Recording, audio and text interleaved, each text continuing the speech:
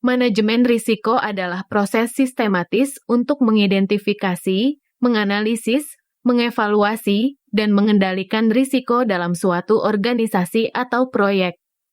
Strateginya bisa berupa memindahkan risiko, menghindari, atau mengurangi risiko. Tujuan manajemen risiko: 1.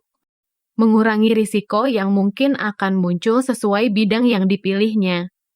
2. Terpenting dapat diterima oleh masyarakat, dalam kurung, pekerja. 3. Di sisi lain, pelaksana manajemen risiko melibatkan segala cara yang tersedia bagi manusia maupun organisasi. Kelebihan manajemen risiko: 1.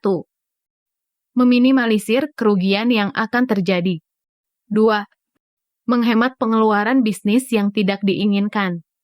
3.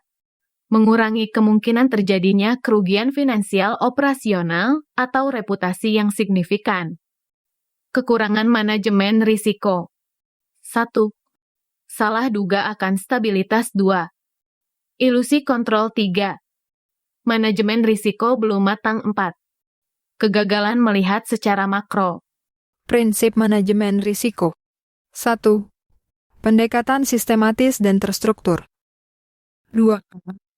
Pemimpin tertinggi terlibat secara aktif dalam mendukung dan mempromosikan praktik manajemen risiko. 3.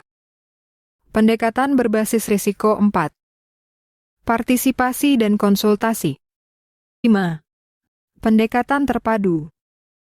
6. Kontinu dan terus-menerus. 7. Komunikasi yang efektif. 8. Evaluasi dan peningkatan. Tahap-tahap dalam manajemen risiko. 1. Mengidentifikasi risiko. 2. Menganalisis risiko. 3. Kemudian penilaian risiko. 4. Solusi yang diterapkan. 6. Pemantauan risiko. Macam-macam risiko menurut sifatnya. Risiko murni adalah risiko yang apabila terjadi tentu menimbulkan kerugian dan tanpa disengaja, misalnya kebakaran, bencana alam, pencurian. Risiko spekulatif adalah risiko yang sengaja ditimbulkan oleh yang bersangkutan agar terjadi ketidakpastian memberikan keuntungan kepadanya, misalnya risiko hutang piutang, perjudian. Menurut sumber atau penyebab timbulnya.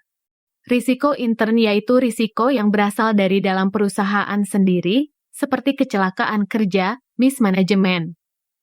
Risiko ekstern yaitu risiko yang berasal luar perusahaan, seperti risiko pencurian, persaingan. Identifikasi risiko. Proses ini meliputi identifikasi risiko yang mungkin terjadi dalam suatu aktivitas usaha. Identifikasi resiko secara akurat dan komplit sangatlah vital dalam manajemen resiko.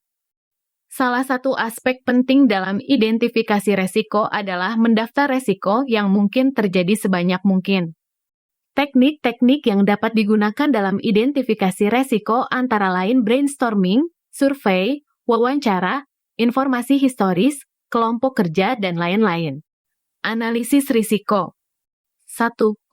Setelah identifikasi resiko, tahap berikutnya adalah pengukuran resiko dengan cara melihat potensial terjadinya seberapa besar severity kerusakan dan probabilitas terjadinya risiko. 2. Penentuan probabilitas terjadinya suatu event sangatlah subjektif dan berdasarkan nalar atau pengalaman. Beberapa risiko memang mudah untuk diukur namun sangatlah sulit untuk memastikan probabilitas suatu kejadian yang sangat jarang terjadi. 3.